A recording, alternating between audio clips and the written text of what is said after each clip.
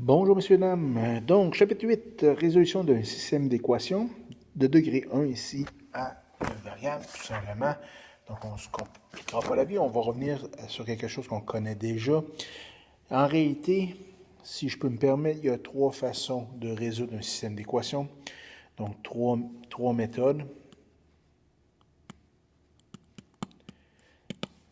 La première, c'est graphique. Donc, graphiquement, c'est la première façon. Bon, dans le fond, c'est le point d'intersection. Je vous rappelle ça. Donc, le point d'intersection, c'est la solution d'un système d'équations. Donc, si j'ai deux équations de degré 1, j'ai deux droites, ils se coupent, 50, ils se coupent en un point. Donc, à ce moment-là, ce point d'intersection-là, c'est ma solution du système d'équations. Évidemment, quand on regarde un graphique, c'est pas très précis, donc c'est pas une méthode que j'utilise bien gros. Il est bien pour visualiser la situation, c'est bien pour valider notre solution, mais ce n'est pas l'idéal. L'autre, c'est les tables de valeurs. Ça, bon, on fait des tables de valeurs dans les deux équations qu'on a, puis on espère trouver le point d'intersection. Ce n'est pas une méthode qui est très, très rentable. Elle est même, au contrairement, très lente et c'est pratiquement à ça si on tourne dessus parce que, intuitivement, dans une table de valeurs, on va faire des bonds de 1, entre autres. On reste normalement dans les entiers. Et puis, si ma solution est à 0,7, là, j'ai un mot, c'est ce problème, je ne le trouverai pas, je ne le verrai pas passer. Donc, ça devient embêtant. Avec la pratique, on finit par être capable, mais ce n'est pas l'objectif encore là, de ce cours-là. Les autres, c'est algébrique. L'autre façon, c'est algébrique. Ah, ben là, on est sérieux. Donc, algébriquement, on peut résoudre, donc c'est d'aller trouver le point d'intersection. Dans les méthodes algébriques, on en connaît déjà une méthode. Donc, la première méthode que je connais, c'est par comparaison. On l'a vu l'année passée. Ben, vous l'avez vu l'année passée en secondaire 3. Donc, par comparaison. Cette année, on va en rajouter deux autres. Par substitution. Et la petite troisième, par réduction. Donc, les trois méthodes s'utilisent. Tous les systèmes d'équations peuvent se résoudre de degré 1, peuvent se résoudre avec une de ces trois méthodes-là. Vous allez voir, je vais faire des exemples de chacune des méthodes, puis après ça, on va faire une synthèse pour voir quand est-ce que c'est mieux d'utiliser une méthode plutôt qu'une autre. Donc, la première façon, c'est par comparaison. Donc, j'y vais avec un exemple, comme dans le bon vieux temps. Si je vous donne y est égal à 2x plus 9, puis y est égal à moins 3x moins 1. Ça, c'est mon système d'équations. C'est deux droites. Dans ce cas-ci, ce sont des formes fonctionnelles ou formes canoniques. Donc, je les ai. Maintenant, par comparaison, c'est quoi? Qu'est-ce que ça veut dire? C'est que si mon y ici et mon y ici ont la même valeur, c'est un point d'intersection, ça veut donc dire que ces deux équations-là sont égaux. Donc, sont égales, pardon. 2x plus 9 est égal, je pose l'égalité entre les deux, 3x moins 1. Et j'isole les x d'un bord, le reste de l'autre bord. Donc, ça va faire 2x moins 3, ça s'en vient de ce côté-ci, ça donne plus 3x, est égal à plus 9 s'en va de l'autre bord, moins 9, moins 1. Donc, ça me donne ici 5x est égal à moins 10, x est égal à moins 2. Là, je n'ai pas terminé. Je vous rappelle, c'est un point d'intersection que je cherche, donc ça me prend les coordonnées x, y. Donc, pour trouver le y, je vais prendre une des deux équations que j'avais au départ et je vais remplacer la valeur le x par sa valeur qui est moins 2. Donc, ça me donne y est égal à moins 4 plus 9, ce qui me donne y est égal à 5. Ici, encore là, faites attention, vous n'avez pas terminé, vous n'avez pas encore répondu. Vous avez fait tous les beaux calculs, mais la réponse est un point d'intersection, donc je dois le donner comme étant coordonné en x, moins 2, coordonné en y, 5. Ça, c'est ma solution. Ça, c'est final, c'est bien beau. Une façon de se valider, si on veut effectivement se valider, je prends ce couple-là et je le remplace dans les deux équations ici. Puis, ça devrait marcher. Donc, exemple, moins 3 multiplié par moins 2, ça fait à peu près 6. 6 moins 1, ça fait 5. Donc, c'est le fun. Pour cette équation-là, ça marche. L'autre équation précédente, ben, c'est celle que j'étudie ici, donc elle devrait fonctionner. 2 fois moins 4, pardon, 2 fois moins 2, ça me donne moins 4, moins 4 plus 9, ça me donne 5, donc ça marche. Donc, c'est vraiment un point d'intersection, c'est une façon de se valider. Donc, dans le fond, dans un examen, j'ai absolument pas besoin de corriger, vu que vous avez tout ça, vous êtes avoir pris le temps, pardon, de vous vérifier. Ça, c'est la méthode qu'on a vue l'année passée, donc c'est pas du nouveau. Autre méthode, donc, cette fois-ci, c'est par substitution.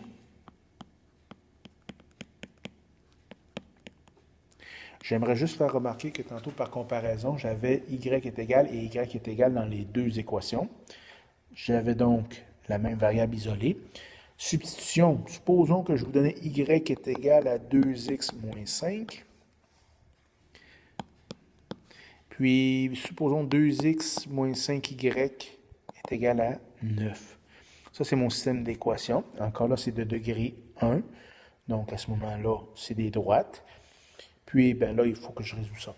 Donc ici, c'est sûr que je peux commencer, j'ai le y isolé dans la première, je peux commencer à isoler mon y dans la deuxième, mais vous voyez ici que je vais me ramasser avec des fractions et vous n'êtes pas super habile à gérer des fractions, donc je vous recommande fortement d'y aller par substitution.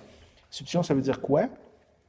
C'est tout simplement que ici, si mon y ici vaut 2x moins 5, bien ce y-là vaut également 2x moins 5. C'est le même point d'intersection. Donc, dans la deuxième équation, je vais remplacer le y par la première, 2x moins 5. Et j'effectue l'algèbre. 2x moins 5, je le rends, ça fait moins 10x. Moins 5 multiplié par moins 5, ça donne plus 25, est égal à 9. Les x d'un bord, le reste de l'autre bord, donc ça fait ici moins 8x, qui est égal à 9 moins 25, ça donne moins 16. Donc, x est égal ici à 2. Je vous rappelle, ce n'est pas terminé. Donc, je vais remplacer mon 2 dans une équation quelconque. Donc, y est égal, c'est celle que j'ai isolée, donc je vais travailler avec elle. Donc, y est égal à 2 fois 2 moins 5. Donc, y est égal à 4 moins 5, ce qui me donne y est égal à moins 1. Je vous rappelle, ce n'est pas la solution. La solution, c'est le couple qui est coordonnant x, coordonnant y, 2 moins 1. Me valider, je prends ça et je remplace ça dans mes équations de départ, puis je devrais avoir une bonne réponse dans les deux cas. C'est aussi simple que ça. Ici, regardez l'avantage pour la substitution. Quand est-ce que je l'utilise? Quand dans une de mes deux équations, j'ai une des deux variables isolées, et je le remplace dans l'autre équation tout simplement.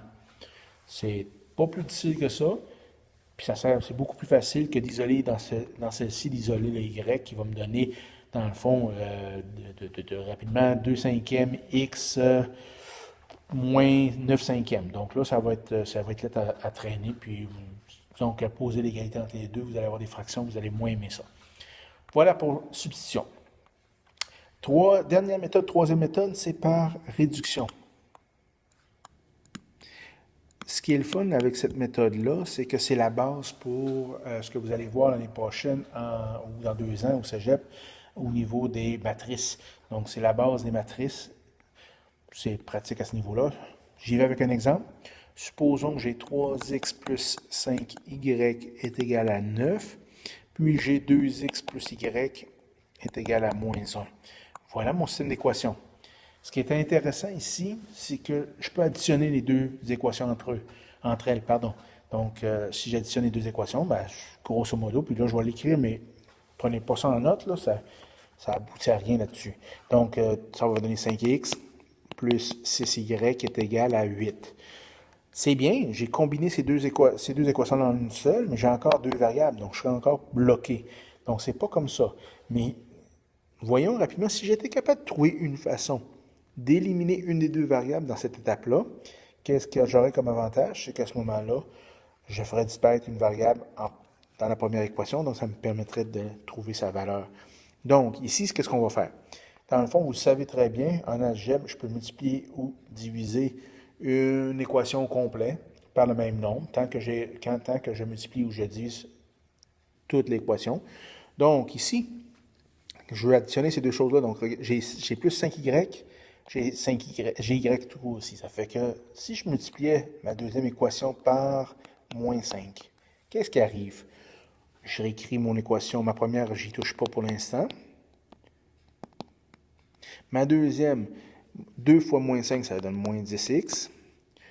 1 fois moins 5, ça fait moins 5y, est égal à moins 1 fois moins 5, ça me donne 5. Donc ici, qu'est-ce que je vais faire? Je vais additionner ces deux-là. Qu'est-ce que ça va me donner à la fin de tout ça? Donc, regardons attentivement. 3x plus moins 10x, ça me donne moins 7x. 5x moins 5y moins 5y, ça disparaît, est égal à 9 plus 5, ça me donne 14. Donc, x est égal à, j'ai une équation, un inconnu. Donc, x est égal ici à moins 2.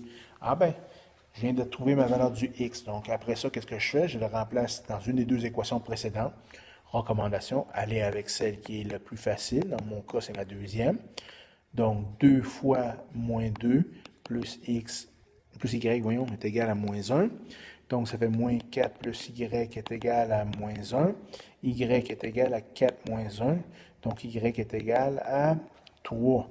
Il me reste juste à écrire ma réponse. Je vous le rappelle, ma réponse, c'est un point d'intersection, coordonné en x, coordonné en y. Et voilà, c'est aussi simple que ça.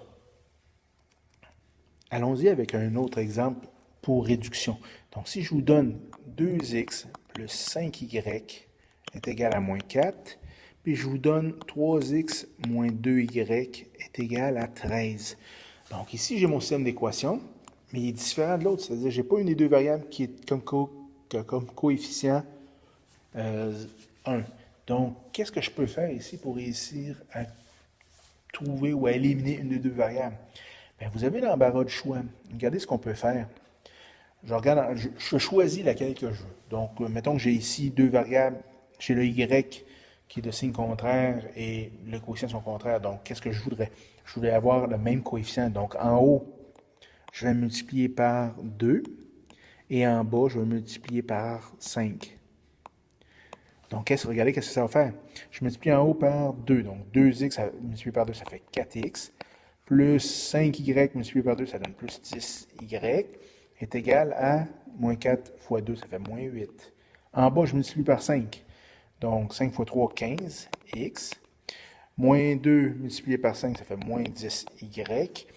Et qui est égal à 13 fois 5, qui me donne 65. Donc, encore là, j'additionne. Voyons.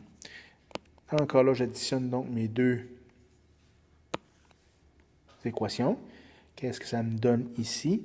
Ça me donne 4 plus 15, ça me donne 19x. Les y ont disparu. C'est égal à 65 moins 8. Donc ici, ça donne 57.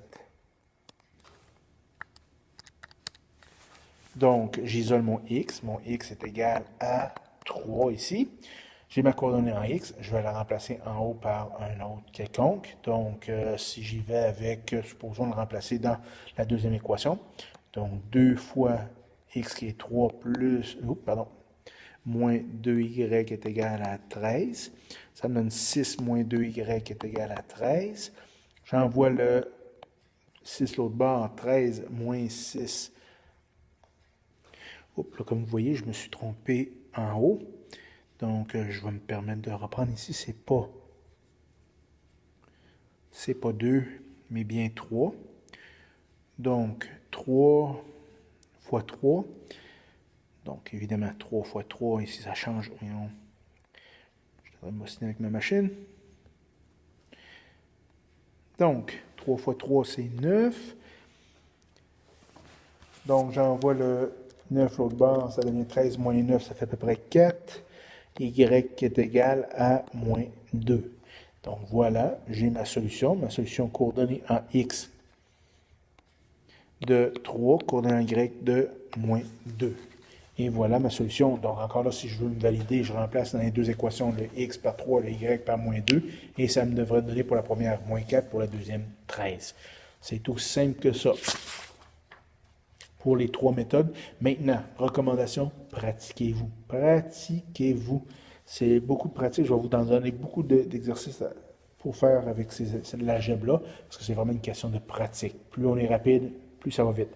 C'est sûr que si vous prenez que la première méthode par comparaison, vous allez trouver ça extrêmement pénible à un certain moment donné. Si on prend le temps de regarder maintenant les trois méthodes, on avait par comparaison,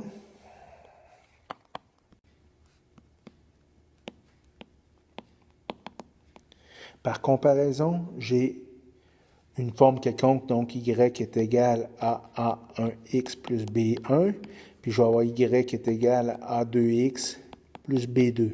Donc, j'ai deux équations où y, ça pourrait être x aussi, qui sont isolées. Par substitution, quand est-ce que je vais me servir de substitution?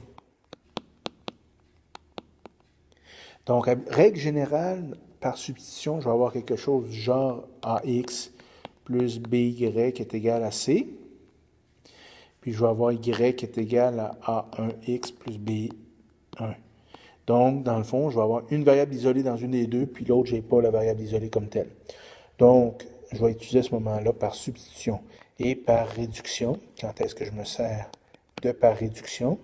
C'est tout simplement lorsque les deux sont d'une forme quelconque, que j'ai aucune variable d'isolée. Ça peut être la forme générale, les deux. Donc A2X plus B2, Y plus C2. Donc, ça peut être tout simplement sous la forme générale, cette forme-là. Je n'ai pas de variable isolée, donc je vais y aller par réduction. Donc, vous avez l'embarras de choix. Vous avez, pour le prochain examen, pas le choix, il faut que vous soyez capable de faire les trois. Et plus vous êtes habile à faire les trois, ce qui est intéressant, c'est qu'à ce moment-là, on vient être capable de détecter à quel moment utiliser quelle méthode, et c'est beaucoup plus rapide, donc vous sauvez énormément de temps. Donc, dans votre prochain examen, vous pouvez évidemment supposer, quelque part, je vais vous demander la question numéro 1, résoudre par comparaison, la question numéro 2, résoudre par substitution, puis la question numéro 3, résoudre par réduction. C'est ça le but de l'examen. Dans le cas d'un examen plus général, comme au mois de juin, mais là, à ce moment-là, vous allez avoir l'embarras du choix, c'est à vous de décider.